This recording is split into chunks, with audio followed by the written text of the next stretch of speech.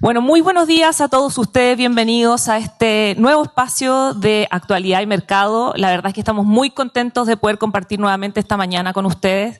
Para los que no me conocen, mi nombre es Daniela Vara, soy gerente de Asuntos Corporativos y Sostenibilidad de Principal a nivel LATAM, así que estoy muy contenta de poder hoy día estar acá, acompañada por supuesto de los verdaderos protagonistas, porque el fin de semana nos dio muchas noticias. Tuvimos las elecciones presidenciales en la primera vuelta y las parlamentarias, y además el mercado reaccionó. ¿Cómo reaccionó? ¿Qué es lo que viene? ¿Qué es lo que viene para la segunda vuelta? ¿Cuáles son las diferencias con los distintos candidatos?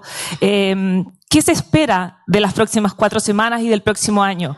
¿Qué tenemos que tener presente para el 2026? Bueno, algunas de esas preguntas son las que nuestros protagonistas, verdaderos protagonistas, van a responder hoy día, y sin más preámbulos les presento aquí a Jorge Navarrete, abogado, cientista político. Hola, Papirincho, ¿cómo estás tú? Muy bien, gracias. Y bueno, aquí está Valentín Carril, economista, ustedes lo conocen, trabajó muchos años con nosotros, así que bienvenido, que estamos esperando saber cómo se vienen las cosas para el 2026.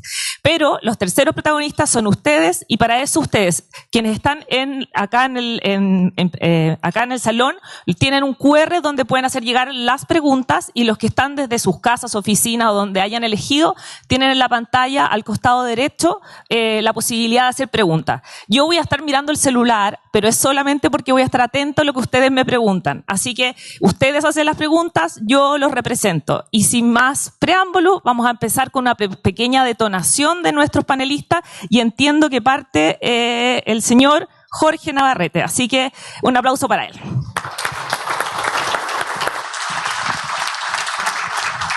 Bueno, muy buenos días. Muchas gracias nuevamente por la invitación. Como decía Daniela, los verdaderos protagonistas son ustedes, y por lo tanto los animo a que puedan comentar, preguntar, sugerir, para abrir una conversación. Y por lo mismo yo ir bien rápido, voy a tratar de apretarme un poco para efectos de dejar espacio para esa instancia, y quiero básicamente dividir mi intervención en 3 partes. Porque lo que ocurrió el domingo es bien impresionante. La derecha obtuvo el mejor resultado de su historia política, y no solamente en la perspectiva de la elección presidencial, sino también en la parlamentaria. Atrás quedan las discusiones si le puede haber ido mejor o peor, si hubiera ido con 2 candidatos en vez de 3, si hubiera ido con una lista o con 3, lo que finalmente ocurrió, yo creo que da cuenta de un cierto proceso más largo, y por ahí quiero empezar. Los analistas han sostenido durante estas semanas, previa a la elección y ahora, que el país se derechizó. Yo tengo algunas dudas respecto de eso. Más bien, y aunque parezca un juego de palabras, creo que el país se desizquierdizó. Porque si ustedes miran cuáles son los movilizadores políticos más importantes, no solamente en el mundo, en Latinoamérica, sino que en Chile, probablemente explica que hay un porcentaje muy importante de personas que votó por la derecha, y hay otro conjunto importante de personas que votó contra la izquierda. ¿Cuáles son estos movilizadores políticos más significativos? Cambio, rabia y miedo.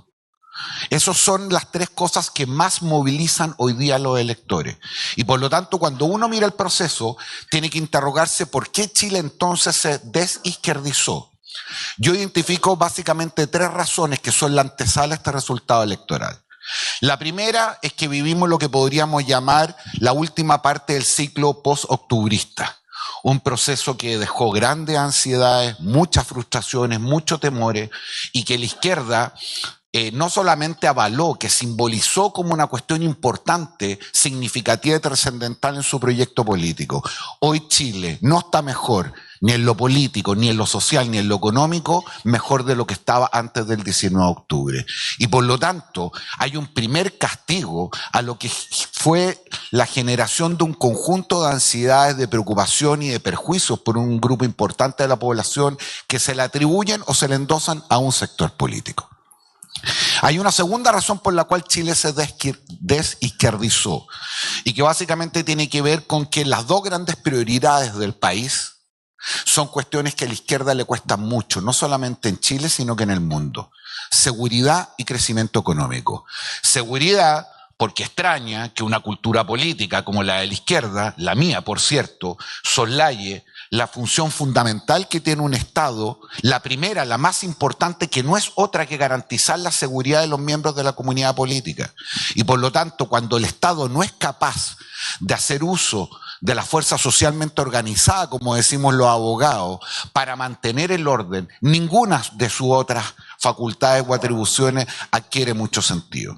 Y en materia de crecimiento económico también, a la izquierda le costó entender que no hay mejor política social que el crecimiento económico, y que incluso quienes tenemos una profunda vocación igualitarista sabemos que para distribuir primero hay que generar. Y hay una tercera razón por la cual me parece el país se desizquierdizó, y básicamente tiene que ver con la experiencia de lo que fue este gobierno. Un gobierno que está concluyendo, que más allá de nuestra opinión política probablemente dejó más dudas, más frustración y más desencanto. Y lo que parecía en la gran generación de expectativa de una administración donde asumía el presidente más joven de nuestra historia, el más joven del mundo de las democracias liberales cuando le tocó asumir en un proyecto político que representaba un cambio de generación significativa, la generación política más exitosa en los últimos años, y por éxito entendemos el poco tiempo que demoraron desde que aparecieron como fuerza política hasta que llegó el gobierno. Eso más bien está al debe y la evaluación es mala, razón por la cual probablemente ayudó a que tuviéramos la antesala de este resultado electoral. ¿Qué tenemos que mirar al resultado electoral? Además del triunfo de la derecha, del notable triunfo de la derecha, creo que hay otras tres cosas que hay que observar con calma. Lo primero tiene que ver con la única sorpresa de estas elecciones, la única, que fue la votación de Franco Parisi y el Partido de la Gente, que probablemente se va a derramar mucha tinta tratando de explicar desde dónde viene. Pero si recuerdan hace un rato, y dije que los movilizadores políticos más relevantes eran cambio, rabia y miedo, probablemente una parte muy importante de la votación de Franco Parisi justamente se explica por la vuelta del voto obligatorio. Esta fue la primera elección presidencial y parlamentaria donde volvimos al voto obligatorio, y un conjunto de personas que se habían marginado del proceso político, que miran con distancia a la izquierda a la derecha, que tienen una profunda crítica sobre la clase política, a la que ven como una suerte de club, más preocupada de sus privilegios y de prebendas que de servir a los ciudadanos, tuvieron obligados a votar. Y obligados a votar con algo de rabia, desgano, no sintiéndose ni izquierda ni derecha, la opción de Parisi aparecía como evidente. Y además, diría yo, salvo el fenómeno del norte, que tiene que ver con particularidades como el proceso de inmigración y otro, cuando uno mira el mapa electoral, sobre todo en los sectores no urbanos, que son sectores que también están más relegados de la discusión política, la votación de Parisi y sus parlamentarios fue bien impresionante. Algunos ejemplos simplemente para que lo signifiquen. Región del Maule, Talca, se repite lo que básicamente ocurrió en Santiago, pero en toda la periferia, entre Kast y Parisi se disputaban el primer lugar. Biobío, Concepción, se repite lo de Santiago, pero en toda la periferia volvía a darse Parisi. Ese es un fenómeno que los analistas en general no vieron, y yo descarto las teorías conspirativas respecto a las encuestas que trataron de perjudicar uno y otro. Me parece que la razón es más o menos obvia. Si esos ciudadanos no van a votar, menos contestan encuestas, y por lo tanto nosotros tenemos un sistema de registro de sondeo que bajo el sistema de voto obligatorio no nos permite captar qué es lo que realmente ocurre en esa dimensión. Una segunda cuestión que creo que tenemos que mirar del resultado electoral es que pese a que a la derecha le fue extraordinariamente bien, logrando la mayoría en el Senado, no logró la mayoría en la Cámara de Diputados. Ahora, esto es más o menos mentiroso, porque incluso si lo hubiera logrado nominalmente con 1 o 2 votos, a lo menos tenemos 3 derechas completamente distintas, que han tenido diferencias fundamentales, y por lo tanto tampoco el hecho de sumar todos esos votos y si hubieran pasado la mayoría necesaria garantizaba los niveles de unidad y de cohesión, especialmente por los niveles de fragmentación que estamos observando. Una tercera cosa que hay que mirar es el desfonde de lo que podríamos llamar los sectores más moderados y liberales. Ya en la izquierda esto se había producido. La derrota de Carolina Toá frente a Janet Jara en las primarias lo reflejó con inusitada crudeza, ganando Carolina Toá solamente en 3 comunas: Vitacura, Las Condes, Lo Barnechea. Y en el caso de la derecha, el desfonde es total. Yo no exageraría, así como algunos dirigentes de Chile Vamos que ya dan por muerta a la derecha tradicional, pero lo que es más o menos evidente es que hay un cambio de hegemonía muy importante al interior de ese sector. Es decir, Chile Vamos, que monopolizó la conducción de la derecha durante 30 años, hoy día es ampliamente superada por 2 fuerzas políticas, particularmente republicanos, pero también socialcristianos, transformándose a republicanos, el partido con mayor representación hoy día del Parlamento. Y el segundo partido con mayor representación del Parlamento es el Partido de la Gente. Que ya veremos, y probablemente esto aparece en la conversación, qué ocurre con eso, porque la historia del Partido de la Gente, a falta de mayor institucionalidad, no ha tenido grandes devenires. Y lo último que tenemos que mirar, me parece a mí, tiene que ver con qué es lo que va a significar esta disputa al interior del nuevo oficialismo de cara a gobernar. Y con eso quiero terminar esta provocación. Yo creo que a la derecha le ha costado entender de que su problema no era ganar o perder elecciones, porque la tenía prácticamente ganada, incluso pudo haber sido todavía más con mayor distancia de la que ganó.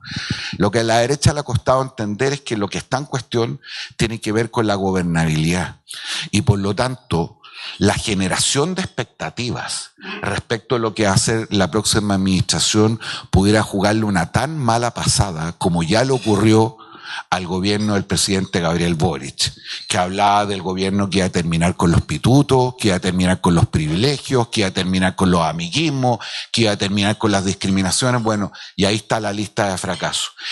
La próxima administración ha generado altísimos niveles de expectativa en 2 temas que sabemos que son profundamente difíciles, como el tema de la seguridad, y generó un punto de inflexión para recuperar el crecimiento económico.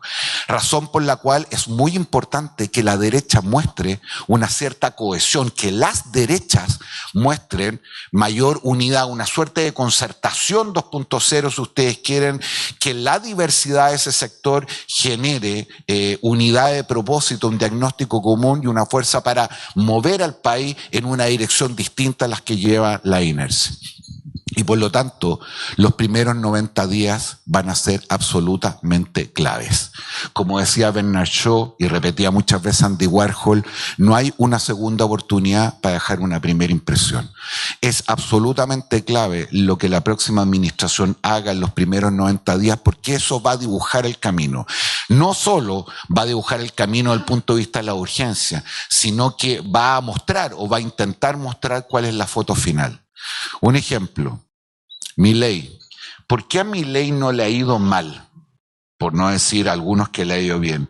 Es porque probablemente ha combinado 2 factores que pudieran repetirse en Chile, pero con menor envergadura. Dibujó un camino, mostró una foto, para ponerlo en términos bíblicos, mostró el paraíso después de la travesía por el desierto. Y esa es la razón por la cual los argentinos, pese a todas las penurias, han logrado tener mayores niveles de paciencia, de tolerancia y capacidad de espera frente a lo que se ve un futuro mejor. Si el próximo gobierno, los primeros 90 días, más allá de las cosas simbólicas, un poco más populistas, más espectaculares, no logra señalizar el camino, la luna de miel de la próxima administración pudiera ser bastante corta. Y por lo tanto, quienes creen, como alguna vez creyeron en Chile, de que se instalaban en el gobierno no por un periodo, sino por varios, están profundamente equivocados. Eso tiene un signo de interrogación, porque la otra razón por la cual se sostiene todavía Milei es justamente por el temor de los argentinos a que vuelva a gobernar el kirchnerismo en su peor versión.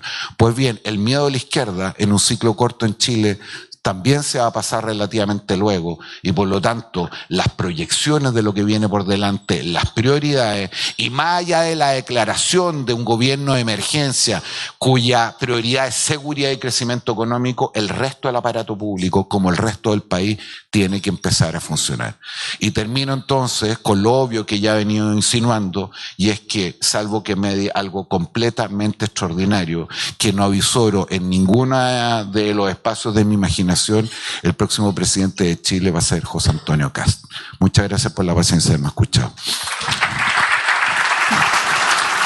Muchas gracias, Jorge. Valentín, tu turno.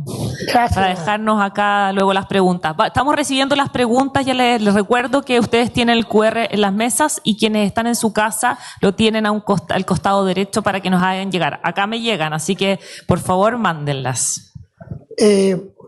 Bueno, buenos días a todos, gracias por estar aquí. Voy a hacer una corrida súper rápida por el mundo, porque por mucho que hoy día Chile es lo que queremos hablar, Chile está dentro del mundo, y el mundo es re importante para nosotros, pero voy a hacerlo más corto que nunca para pasar inmediatamente a hablar un poquito más de Chile. De todas las variables económicas mundiales, la más importante desde hace ya un tiempo hasta ahora es la inflación. Aquí está la inflación de Estados Unidos. Y la inflación de Estados Unidos ha sido más persistente de lo que uno quisiera y que el Federal Reserve quisiera. De hecho, saqué unos números aquí. Desde septiembre del 2020, un poco pasado, perdón, desde septiembre del 2020, que fue el mes siguiente del anuncio del Fed, que la meta de 2% no era todos los años, sino un promedio de un plazo que no precisó, pues el IPC de Estados Unidos ha estado bajo el 2% solamente 7% de los meses. Y el IPC subyacente solo 5% de los meses. Es un poquito mejor con el IPC sin alimentos y energía, pero la diferencia no es tanta, no voy a gastar en eso. El punto es que todavía Estados Unidos está con una inflación en los últimos 6 meses promedio que da 3% anual, y la meta, como les decía, es 2%. Lo que está pasando es que hoy día ya uno tiene que pensar que la meta real de Estados Unidos no es 2, es 2,5 quizás, o 3. Sobre todo porque el Fed ha bajado la tasa. Esto es súper importante para Chile, entre paréntesis. La última baja de tasa nos deja otros pequeños espacios para que en Chile también bajemos la tasa. Por lo tanto, eso es muy importante. Estados Unidos, sin embargo, y esto lo traje también solo para mostrarlo, ha mantenido un crecimiento muy cercano al 2%, pese a todas las dificultades. Y a propósito, el tema arancelario es mucho menos importante de lo que sale en la noticia. La parte externa de Estados Unidos anda por el 12% del PIB, y Estados Unidos tampoco es tan importante para el mundo como cree Trump. Salvo México, Canadá y un par de países más, nadie tiene una gran dependencia de PIB de Estados Unidos. Obviamente que nos duele cuando nos cortan las exportaciones, pero no es determinante para el PIB ni de India, ni de Alemania, ni de ningún otro país que no sea realmente México y Canadá. Sin embargo, como digo, haciéndolo bien, con inflación más alta de lo que ellos dicen que quieren, pero probablemente es lo que quieren al final del día. Les da temor tratar de parar más la inflación porque el temor a generar recesión. Y a propósito, el 1 de diciembre, un día muy importante, se acaba la parte, a mi juicio, más importante de la política monetaria de Estados Unidos. Van a dejar de contraer la cantidad de dinero a través de la no renovación de los bonos que tienen en cartera. Eso va a significar que el control inflacionario se va a debilitar a partir del 1 de diciembre por el lado cuantitativo, no por el lado de precios, que es la tasa etaria. Aquí está la inflación de Europa. Europa sí ha controlado la inflación. En todo caso, el crecimiento de Europa promedio reciente es 1,3, o sea, un punto menos que Estados Unidos, que es 2,4. Por lo tanto, inflación controlada, pero crecimiento bastante estancado. Yo no creo que la razón sea tanto la política monetaria. Yo creo que la razón es más bien el tema regulatorio. En Europa, entre el 2019 y el 2024, se agregaron 13.942 regulaciones, 13.000, casi 14.000. En Estados Unidos menos de 6.000. Entonces Europa está sobreregulando de una manera muy fuerte, un poco lo que nos pasa en Chile, y eso está generando una ahogo de crecimiento, en mi opinión. todo eso, como decía, la inflación está bien controlada. Y en China el problema fue al revés. Yo siempre le he dicho que esto de que la inflación de la pandemia era global es mentira. Toda Asia no tuvo inflación para la pandemia y un par de países más tampoco. Bueno, los chinos lo que no logran es subir la inflación a la meta. Entonces tomaron una medida bastante interesante, que no hay que tomarlo en la empresa, ¿no es cierto, Fernando? Que es, ya que no logro la meta, bajemos un poquito la meta. La meta la bajaron de 3 a 2%. Y ahora, en todo caso, en China no hay que ver la inflación IPC, hay que ver el IPC subyacente, porque hay una variabilidad brutal por el lado, sobre todo la carne de cerdo, en la parte del IPC. El IPC subyacente va subiendo bastante bien, como ustedes pueden ver ahí, ya llegando al 1%, 1,2 creo que es la última cifra, por lo tanto estamos claramente mejorando. Eso es el escenario mundial. A propósito, crecimiento mundial, no sabemos, ni siquiera el histórico, porque los chinos están diciendo una cifra que no es creíble, pero aún así, corrigiendo por los chinos, del orden de 2,5, que es parecido a Chile, ¿eh? Estamos creciendo parecido al mundo, y a propósito, es una de las cosas que me da optimismo. Logramos resistir muchas regulaciones, permisología, etcétera, etcétera, etcétera, y la economía, la verdad es que salvó bastante bien. No gracias al gobierno, por cierto, pero salvó bastante bien. Aquí tenemos la mejora de expectativas. Yo creo que todos nosotros nos mejoró la expectativa con la última elección. Lo que está pasando en Chile, entre paréntesis, es súper normal, está pasando en todos lados. Eso de la desizquierdización en Estados Unidos hace ya 3 elecciones, que hay más gente que vota contra el otro que a favor del que vota. O sea, la gente que votó por Trump mayoritariamente votó contra Kamala, no a favor de Trump. Y en la anterior votaron contra Trump más que a favor de Biden, y así, ya van 3. En Chile está pasando un poco lo mismo, y la otra cosa que está pasando en prácticamente todos lados, Latinoamérica, 20 países, en todos, excepto México y los dictatoriales, el incumbente ha perdido la siguiente elección presidencial, desde hace ya varias elecciones. Ojalá, vamos a ver qué pasa con Milei, pero por ahora él ha sido una constante. ¿Qué significa eso? Pensando más para adelante, la probabilidad que yo le veo desde afuera de Chile de que el siguiente gobierno después de Kast sea de nuevo de izquierda, yo creo que es bastante alta. Pero la expectativa ha mejorado más a corto plazo. A propósito, ha mejorado, pero siguen estando un poquitito por debajo de las medias. Es decir, la confianza del consumidor y la confianza de los empresarios todavía no llega ni siquiera a nivel medio. Yo creo que cuando venga el último dato, ahí va a estar el nivel medio por lo menos, dado el resultado de la elección, particularmente el tema parlamentario. Y a propósito, ayer estuve todo el día leyendo cosas de la elección. Muchos de los medios ponían al partido de la gente, lo sumaban con la derecha. Y para mí eso es un error. O sea, el partido de la gente estaba a todos lados. No creo que ¿cómo se llama la abuela? Giles esté en la derecha, digamos.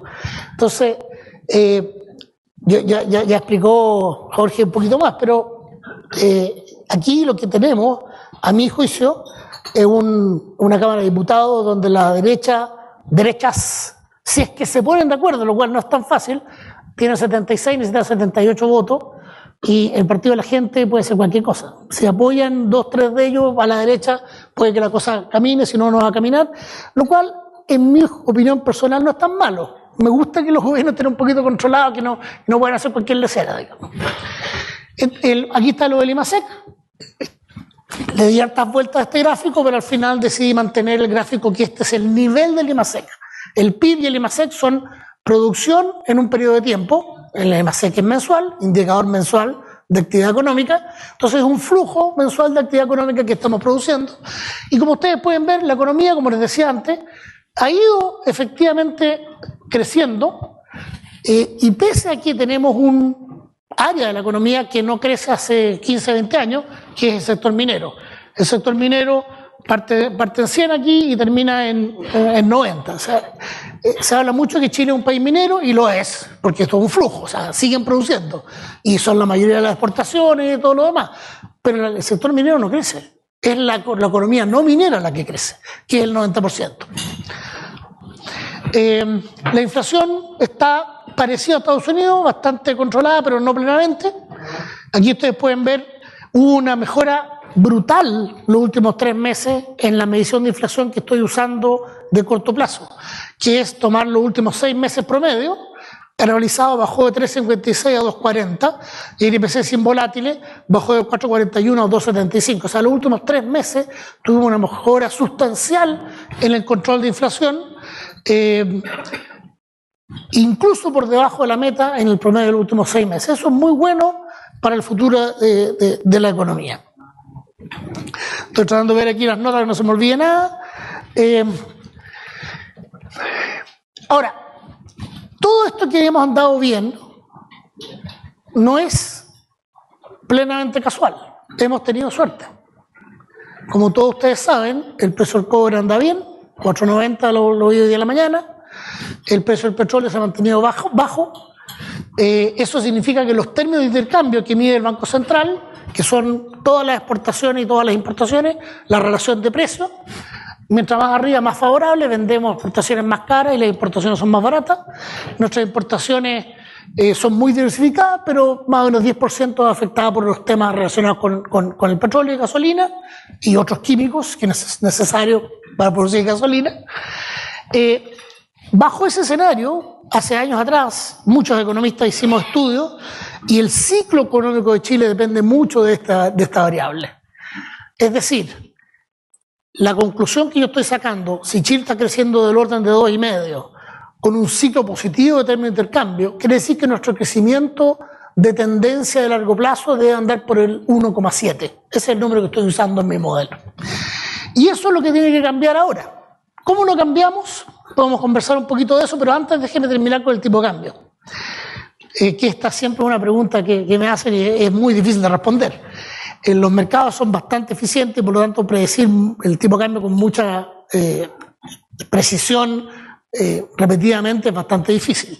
En todo caso, el tipo de cambio chileno, aquí ustedes ven, este es otro indicador de intercambio que lo hago yo, pero no es tan bueno como el del Banco Central, pero es mensual. También está bastante arriba de lo que es el promedio, que el promedio es en torno a 22 por ahí. Hoy día estamos bastante más arriba del 22, estamos en torno incluso al 40, o sea, estamos muy buenos en términos de intercambio. El tipo de cambio debería estar 100 pesos más abajo, si no fuera por los ruidos políticos, miedos miedos que hacía referencia a Jorge. Por lo tanto, si me dicen cuál es la proyección, yo creo que el tipo de cambio va a tender más bien para la baja que al alza, pese a la baja que ya tuvo ayer. Y voy a cerrar con un par de cositas, pero primero lo que está pasando en el mercado inmobiliario, que yo creo que le preocupa a mucha gente. Lo que pasó en Chile es que tuvimos un pic muy alto de créditos.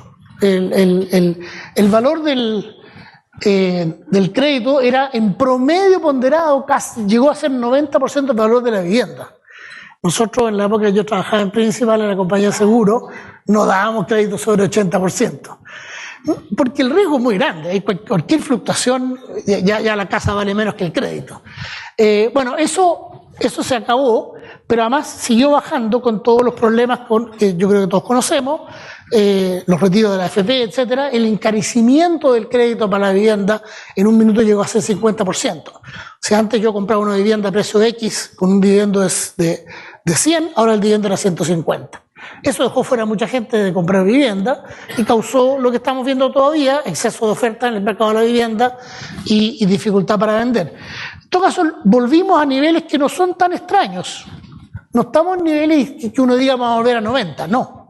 Estamos en niveles más o menos normales de vuelta. ¿Qué significa eso? Que esto va a ser lento. Y aquí están las tasas de interés. La tasa de interés hipotecaria del último mes disponible del Banco Central es casi exactamente igual al promedio histórico. De nuevo, hemos visto una baja, pero no esperen tremendas bajas adicionales. Eso no debería suceder. Sobre todo porque la baja de la TPM, de la tasa política monetaria, no va a ser para siempre. Ok. Y termino entonces con un par de comentarios respecto a cómo veo el futuro. Tipo cambio a la baja. No brutal, pero sí a la baja, tendencia a la baja. el crecimiento va a mejorar, pero tampoco va a ser la gloria, porque varios de los factores que frenan el crecimiento de Chile son factores que va a ser muy difícil remover, incluso con mayorías parlamentarias. Por ejemplo, uno de los grandes factores que pasa en todo el mundo, y en inglés le llaman NIMBY, que quiere decir, ok, hagan esto, pero no en mi patio trasero. Nadie quiere la torre de alta tensión en su patio trasero, nadie quiere y está bien, nadie quiere el basurero tampoco, etcétera, pero en alguna parte hay que hacerlo. Entonces, ¿qué es lo que pasa? Hay una restricción por el lado de las comunidades, de la sociedad, que es difícil para cualquier gobierno manejar. Y eso va a ser difícil para Kast y para Juan Pérez y para todos. Segundo, hemos ido generando desequilibrios que son negativos y que va a ser muy complicado. No hablé del mercado laboral, pero el mercado laboral, como ustedes saben, casi no hay generación, incluso hay pérdida de empleos formales privados en los últimos meses, los últimos meses en particular lo hubo, y eso no creo que cambie mucho. Lo que tenemos en Chile, por ejemplo, hoy día es un gran desequilibrio. Yo sé que esto es súper feo decirlo, no voy a poder salir elegido diputado, pero el salario mínimo en Chile es demasiado alto. Es demasiado alto para nuestro mercado laboral. Es casi 90% desde la mediana, cuando técnicamente no debería ser más allá del 40%. ¿Qué gobierno va a bajar el salario mínimo? No creo. Por lo tanto, varias de las limitaciones a nuestro crecimiento van a seguir ahí. Yo creo que la tendencia va a mejorar. Va a haber un poco más de inversión, hay un poquito más de tranquilidad en los inversionistas, pero no creo que lleguemos mucho más allá del 2,5-3 como tendencia. Y si los vientos de afuera nos ayudan, podemos crecer 3,5 por ahí, pero más de eso yo diría que no hay que esperarlo, no hay que tirar el Excel con que el PIB va a crecer 5%, esa cuestión ya se acabó. ¿Ok? Muchas gracias. Muchas gracias, Valentín. Vamos a acomodar el set. Lo movimos un poquito para que nos vieran. Voy a quedarme acá. ¿Hay algún problema que me quede con la silla así y nos podamos...? Ya, varias preguntas, algunas con harto preámbulo, así que téngame paciencia. Pero vamos a partir, Valentín, con algo que cerraste. Yo noté aquí en mis notas, tipo de cambio a la baja, crecimiento va a mejorar, pero tampoco la gloria, mercado laboral casi, no hay generación, desequilibrio. En ese contexto, ¿cómo ves el tema presupuestario y la deuda para enfrentar el próximo gobierno? Sí. Se me quedó fuera la deuda, que también es un temazo. Una ayudita. Sí, no, es un temazo. De hecho, el gobierno acaba de cambiar, no sé si lo vieron, la meta para este año de déficit de 1,1 la subió a 1,6 y para el próximo año la subió de 0,5 a 1,1, a pesar de un presupuesto que está mal hecho. Y eso lo saben todos.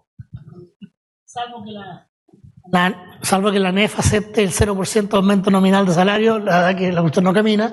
Y además ha habido una persistente sobreestimación de los ingresos fiscales, yo creo por varias razones, pero ha habido una permanente sobreestimación y subestimación de los gastos. Por lo tanto, el cambio de la meta al menos 1,1 me dice a mí que el déficit el próximo año probablemente va a ser tipo 2. Y a propósito, los políticos todos han prometido cosas. O sea, yo no veo un político que diga, no, yo voy a bajar los gastos, de verdad. Porque anunciar, y así como Jorge dijo, yo soy de izquierda, no creo que le sorprenda mucho que yo soy más bien de derecha. Igual no le creo los 6.000 millones a Kast. Esa cuestión va a ser muy difícil. De hecho, en Estados Unidos, Elon Musk, que un tipo uno puede gustarle o no, pero que es inteligente, aterrizó el cohete derechito, etcétera, no pudo bajar los gastos. Lo bajó en un porcentaje totalmente menor. Habló de 2 trillones, después dijo 1 trillón, al final fueron no sé cuánto, 40, 30 billones, fue nada. Entonces, bajar los gastos fiscales siempre ha sido difícil en todos lados y no creo que en Chile se pueda hacer.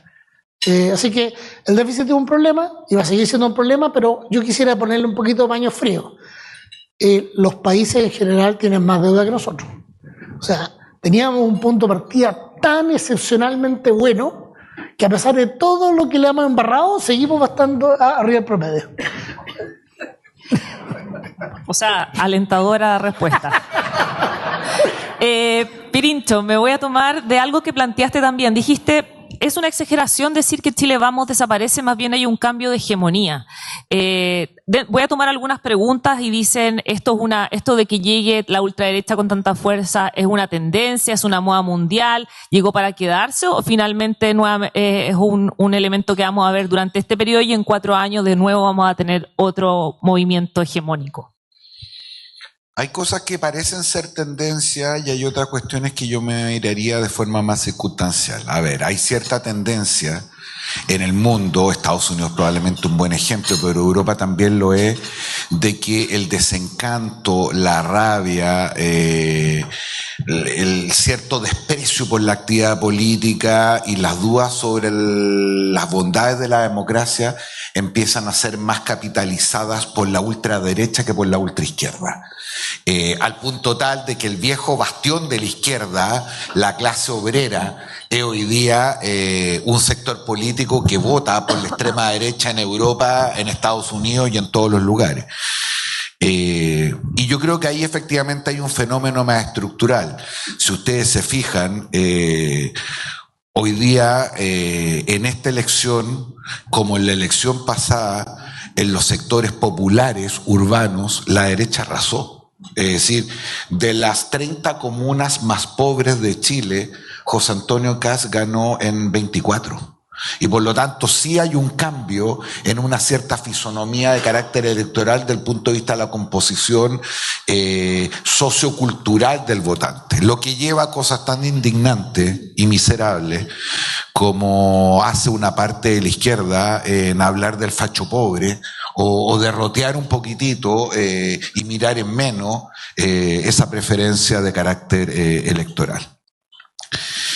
Lo que también está de moda, y creo que esto es un fenómeno mundial, es que los sectores más moderados tienden a tener poca atracción política. En un momento donde el discurso está tan álgido y tan polarizado, la moderación no rinde desde el punto de vista electoral.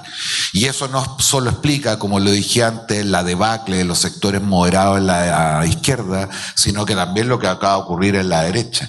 Y fíjense que esta disputa hegemónica no es nueva, es decir, la centroizquierda ya la vivió contra el Frente Amplio como un sector emergente que aparece, que todo el mundo da por derrotado después de esta administración y sin embargo en términos electorales no le fue nada de mal, especialmente comparado con los sectores socialdemócratas.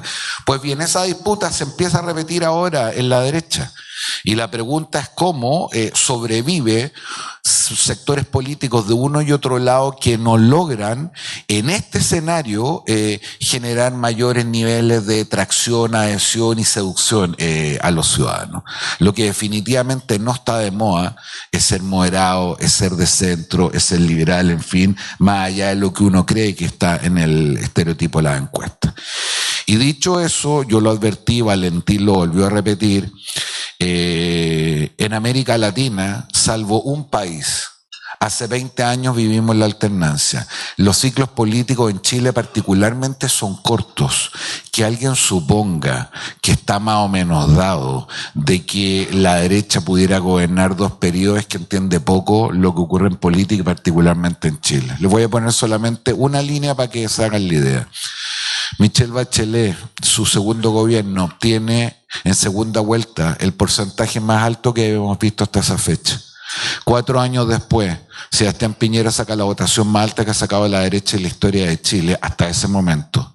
2 años y medio después, tenemos un estallido social que pensamos que había cambiado los rumbos del país para siempre. 1 año y medio después del estallido social, 1 año y medio después del estallido social, un candidato conservador como José Antonio Kast gana la primera vuelta a Gabriel Boric.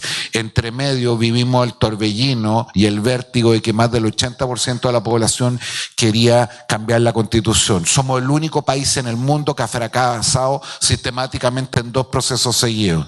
Y enfrentamos este proceso electoral con una candidata del Partido Comunista en segunda vuelta con un candidato del Partido Republicano. Que alguien me diga que eso augura algún nivel de estabilidad para los 4 años que vienen por delante, francamente no lo veo.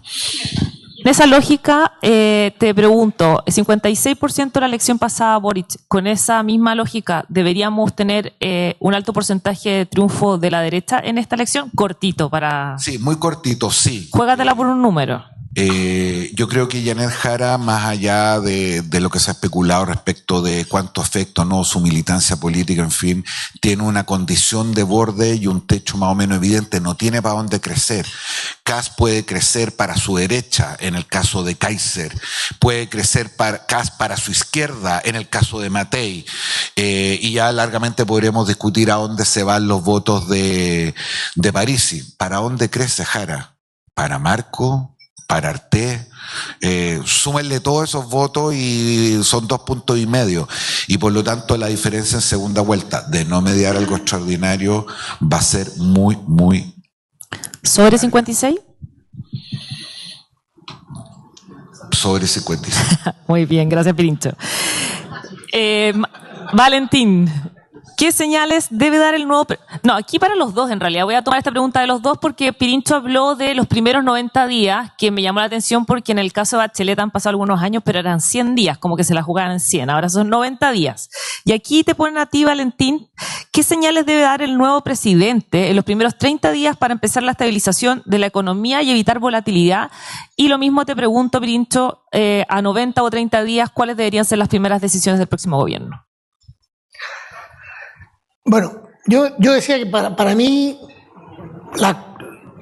hay dos cosas que están frenando el crecimiento de Chile en términos de tendencia. La primera es todo el tema de lo que hablaba de la permisología, esto que lo inventamos. A propósito, don Jorge Quirós, el economista que estaba con Kast, y no sé si va a tomar algo en parte del gobierno o no, es bastante experto en esos temas. Él se dedicó a eso desde que llegó a Estados Unidos hace ya 40 años o algo así. Y yo creo que la primera señal tiene que ser: vamos a modificar, y ojalá con resultados concretos en 30 o 60 días, sé que es mucho pedir, pero ojalá, vamos a simplificar o de alguna manera mejorar la forma en la cual se emiten los permisos, etcétera, de modo tal que la economía pueda moverse más rápido. Yo tengo un ejemplo directo. Tenemos listo un edificio muy bonito en el Port Francés desde enero y todavía no lo podemos usar por falta de permiso municipal. Entonces, sí, gimnasio. No es que me interese el gimnasio, pero hay una cafetería también. No, pero fuera de broma, todo eso a nivel micro y macro, porque el otro día alguien me comentaba, alguien del mercado inmobiliario, se habla mucho de la macro, que la gran obra no se puede hacer, pero también las obras chicas son complicadas. Y por lo tanto, liderar eso para mí es lo principal. Yo creo que el gobierno más, en todo caso, y aquí Jorge sabrá, pero yo creo que el gobierno más bien se va a concentrar en otros temas, se va a ir por el tema de la seguridad, ese tipo de cosas, que también es importante para la economía. Pero yo diría la regulación es lo primero. Ok. Pirincho, ¿cuáles deberían ser las primeras iniciativas a tu juicio, el próximo presidente que debería ser Kast en los 90 días o 100 días iniciales? Yo creo que hay una combinación de dos cosas, de línea corta y línea larga. José Antonio Kast ya deslizó con algo incluso de sorna, diría yo, que se va a concentrar más bien en cuestiones administrativas y no necesariamente legislativas. Yo no creo que eso sea disyuntivo, que sea incompatible. Me parece que hay que hacer ambas cuestiones. Ya advertí antes que los primeros 90 días son clave, por lo tanto, en la potestad reglamentaria autónoma, diríamos los abogados, para decirlo en castellano, en la capacidad administrativa que tiene el gobierno de tomar decisiones sin pasar por el Congreso, probablemente no hay nada muy significativo, pero que simbólicamente sí son cosas relevantes. Por ejemplo, el presidente no puede de buena primera reducir de 20 y tanto a 12 ministerios. Pero lo que sí, en términos legales, pero lo que sí puede hacer es nombrar solamente 12 ministros. Y muchos de ellos que sean de varias carteras. Es decir, él tiene que ir señalizando cosas en materia de seguridad, medidas administrativas respecto de los temas que ha venido planteando, particularmente el tema frontera, inmigrante y otro. No me imagino que no vengan anuncios importantes los primeros 15 días. Y lo mismo en materia de crecimiento económico, ya lo decía Valentín, es decir, uno tiene que ir señalizando camino. A esta altura, las expectativas tantas respecto al gobierno que yo lo que menos espero en materia de crecimiento económico es que Kast diga algo así como una suerte de L600, de que estamos en una situación más o menos excepcional, de que los proyectos por sobre tales niveles de inversión se negocian directamente con el Estado de Chile, en su régimen normativo, en su régimen tributario, en fin, que tienen más cierta estabilidad. Hay que generar un punto de inflexión, hay que quebrar el escenario. Y al mismo tiempo hay que presentar una cantidad de proyectos de ley que sabemos que van a tomar tiempo. Pero si inicialmente no se genera la idea de que aquí se está produciendo un cambio, y un cambio bastante radical, esto puede guatear bien temprano. Gracias, Pirincho. Solo quiero... Y que no te escuche Quiroz diciendo que quizás va a ser parte. Él está convencido de que es el ministro de Hacienda de Kast. Convencido. No le quiten la esperanza en vivo. Pirincho, perdón, pero viene una pregunta un poquito...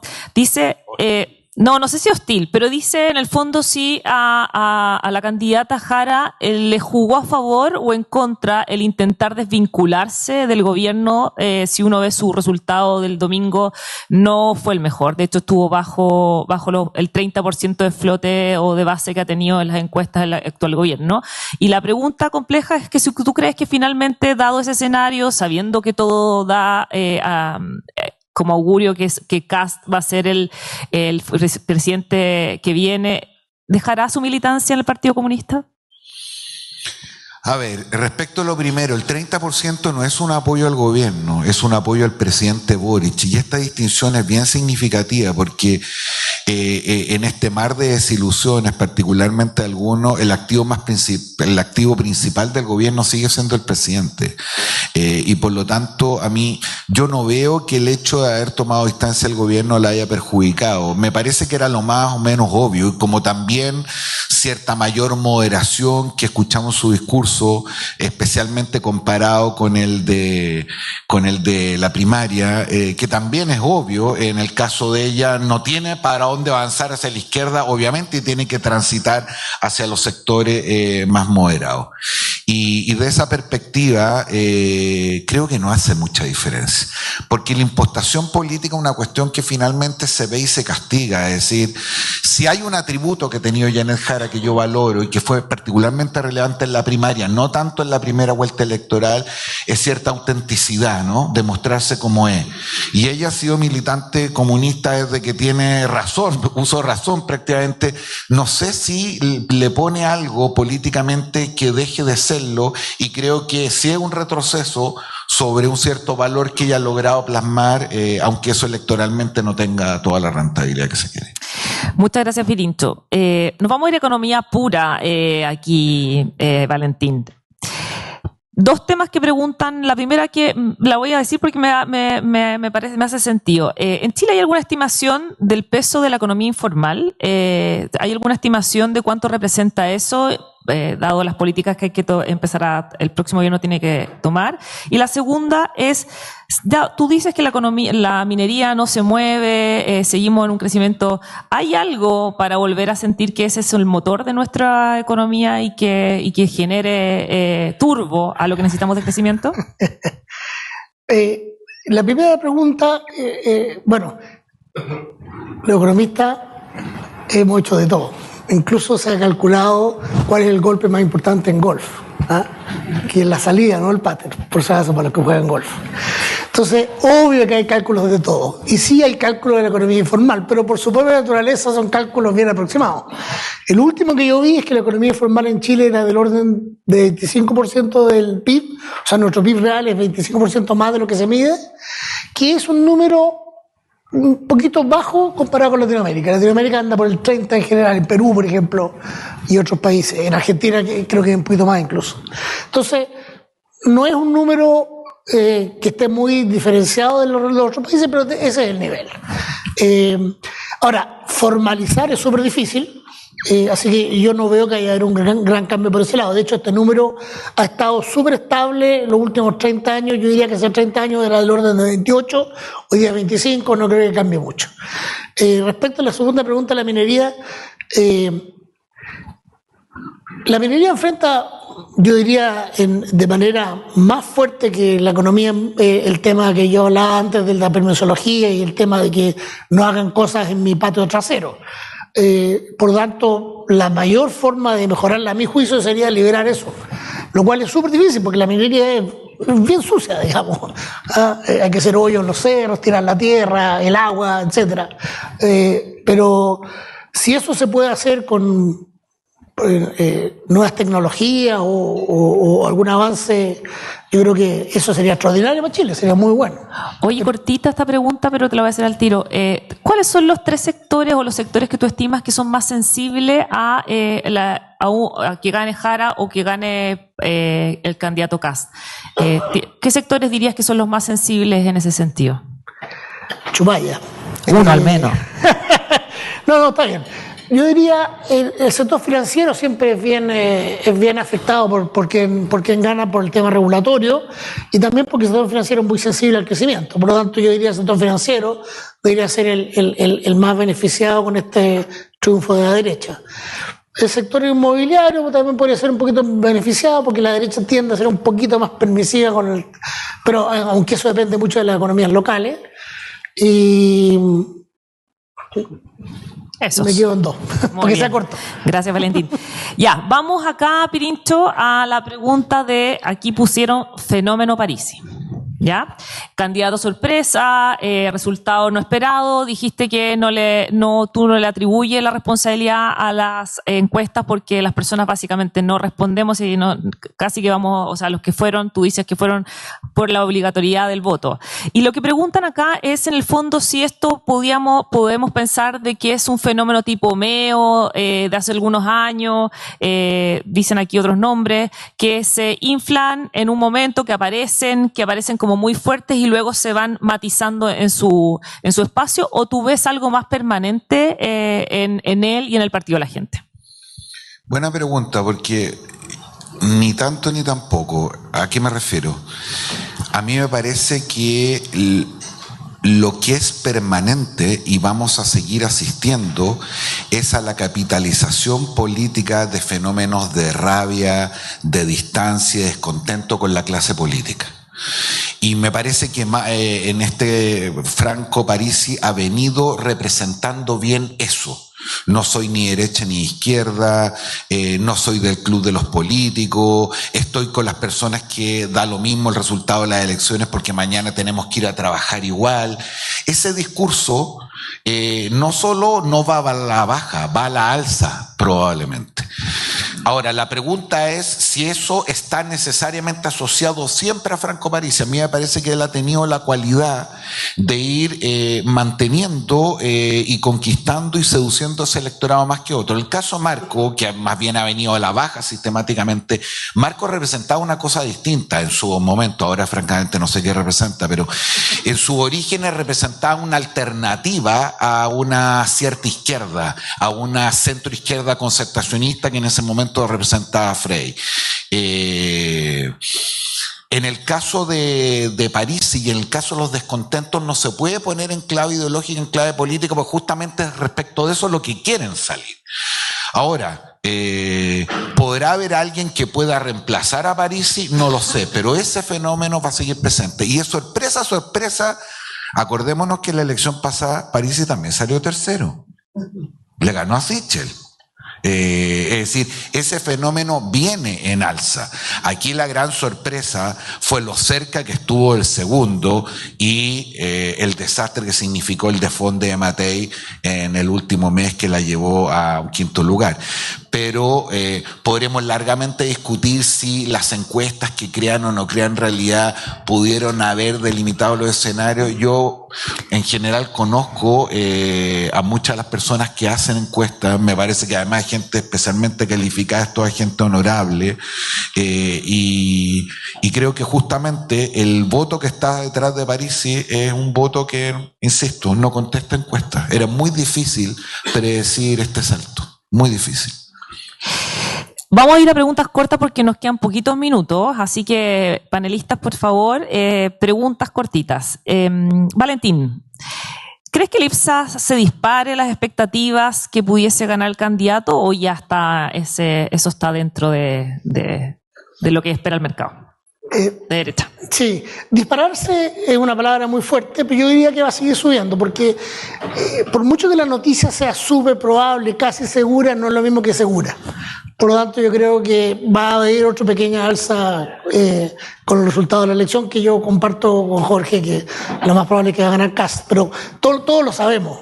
El mercado está bastante alineado para ese lado, pero insisto, la noticia 100% segura siempre es un poquito más.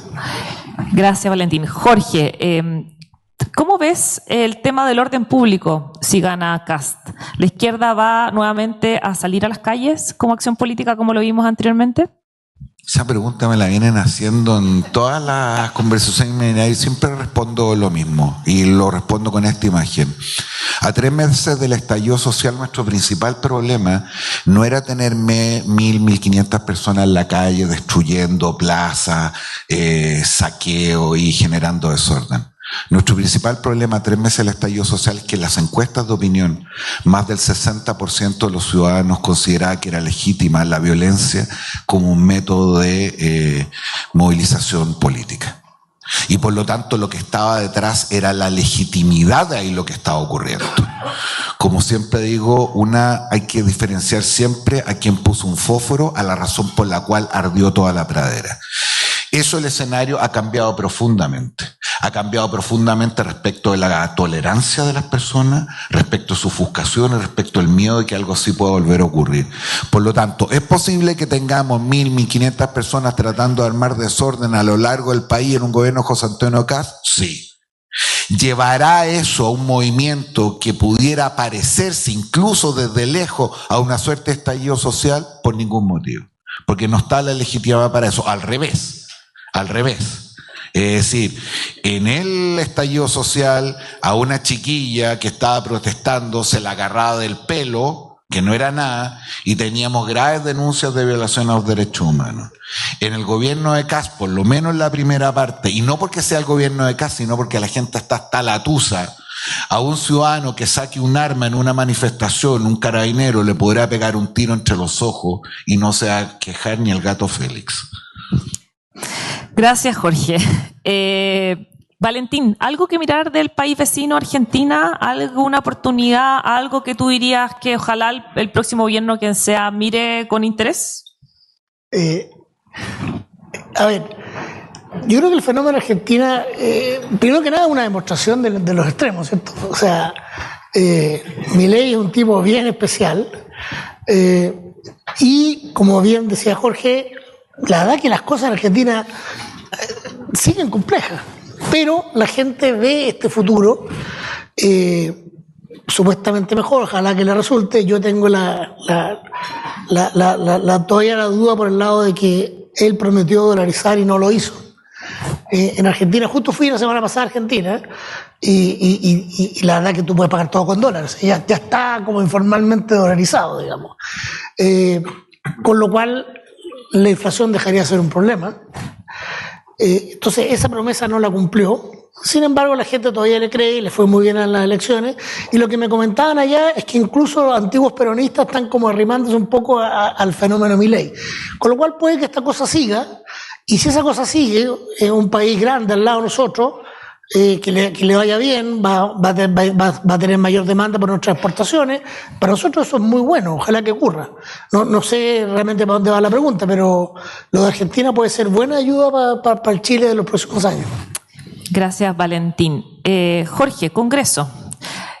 Algunas encuestas hablaban de una derecha muy fuerte en el Congreso. En la Cámara quedaron un poquito arriba del oficialismo, sin embargo en el Senado quedaron equivalentes. ¿Cómo ves la posibilidad de hacer los cambios estructurales que plantean los nuevos gobiernos, los candidatos hasta ahora, con ese panorama? Y si ves que el candidato Kast puede hacer algo en materia de pensiones.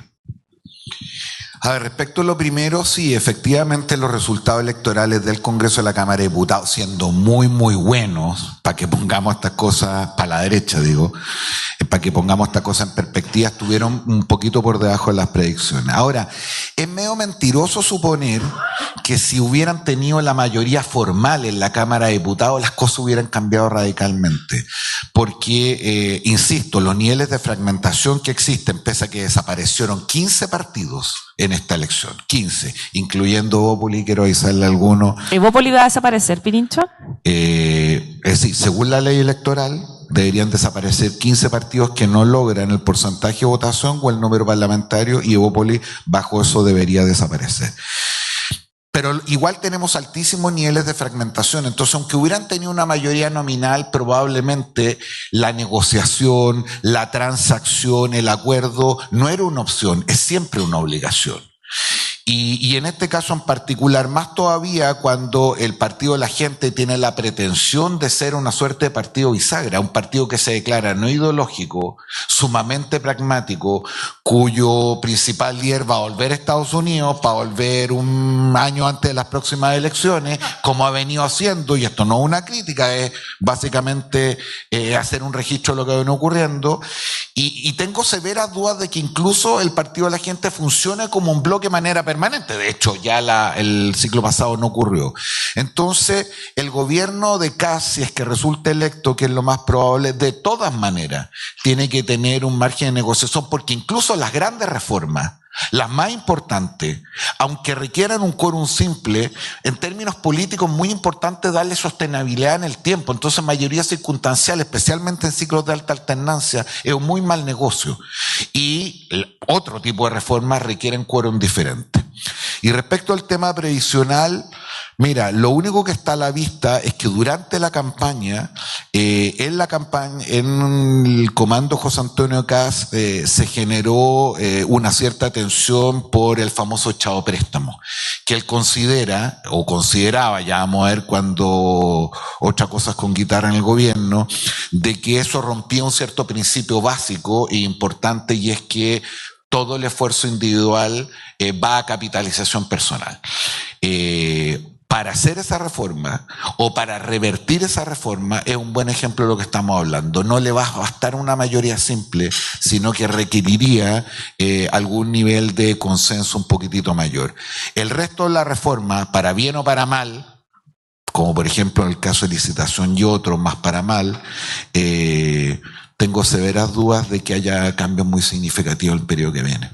Muchas gracias, Jorge. Estamos un poco pasados, pero tenemos una alta audiencia, así que vamos a hacer la última pregunta para cada uno.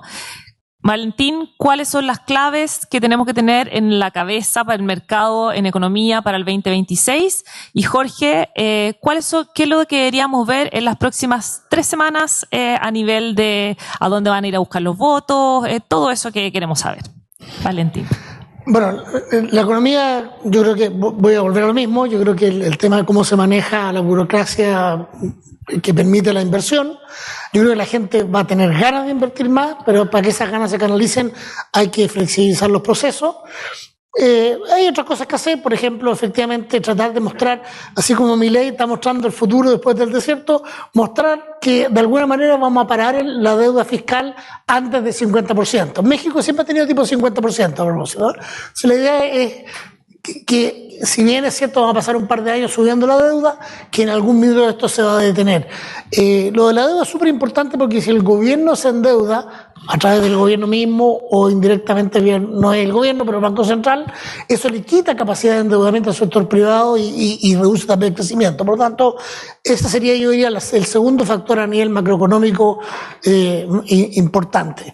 Ahora, respecto a los mercados están bastante normalizados, diría yo, por el lado de tasa de interés. Así que la inversión en bonos yo creo que es una inversión normal. Y por el lado accionario creo que estamos en buen pie. ¿Inflación 2026? Inflación 2026, yo diría 3,5%. Gracias, Valentín. Jorge, ¿qué tenemos que esperar para las próximas 3 semanas previa a la segunda vuelta? ¿Cómo va a ser la campaña? ¿Dónde vamos a ver a los candidatos, etcétera? Va a ser bravo estas 3 semanas. Y se va a polarizar y se va a hacer más álgido y más duro si es que aquello fuera posible. se va a dar un fenómeno más o menos natural. Kast quiere que estas 4 semanas pasen lo más rápido posible y ojalá sin ningún movimiento, status quo por razones obvias. Jara, por el contrario, tiene que ir a buscar al candidato con todo. Yo pondría atención a las instancias donde van a estar juntos. Por ejemplo, los debates. Con 8 uno siempre puede tirar la pelota para el córner, molestar al de al lado, pero aquí no hay para dónde arrancar. Y por lo tanto, los debates, la franja electoral y las instancias en las cuales haya confrontación entre los candidatos que Jara va a buscar y Kast debería rehuir, me parece que va a ser una cuestión más o menos importante. Y lo otro es cuál es el refuerzo, que es lo que garantiza la unidad, más que en el caso de Jara, que ya, insisto, no hay para dónde moverse en el caso de Kast. Es decir, cómo se integran, de qué manera los sectores que representaron a la candidatura Kaiser y los sectores que representaron a la candidatura de Matei. Y ahí puede haber cambios significativos. Es decir, a propósito de la talla que le tiraba Valentín, ayer Kast invitó a Vittorio Corvo, a Felipe Larraín y a otros personeros, cosa que tener a Quirón muy nervioso, pero lo que tiene básicamente es que emplear porque si hay algo que se le critica a Kast y con razón, es que ha mantenido la campaña en cuestiones extremadamente generales, poca propuesta y existen severas dudas todavía. Era más con Kaiser, pero severas dudas respecto a la fortaleza de sus equipos. Yo creo que eso es lo que hay que mirar ahora. Perfecto. Estar atento entonces a las próximas semanas en términos políticos, que los candidatos muestren sus fortalezas, cada uno por su lado. Sabemos que va a ser unas 3 semanas, dijiste otra palabra, pero yo voy a decir álgida. Y como bien dijo Valentín, próximo año ver cuál es el camino que plantean los distintos candidatos o el futuro presidente. Muchas gracias a nuestros panelistas, Jorge Navarrete, Valentín Carril. Un aplauso, por favor. Y a todos los que estuvieron acá y a los que nos vieron desde sus casas o desde sus oficinas, muchas gracias nuevamente por estar en este evento y con nosotros. Esperamos volver a repetir y nada, que 26 sea un buen año para todos. Muchas gracias.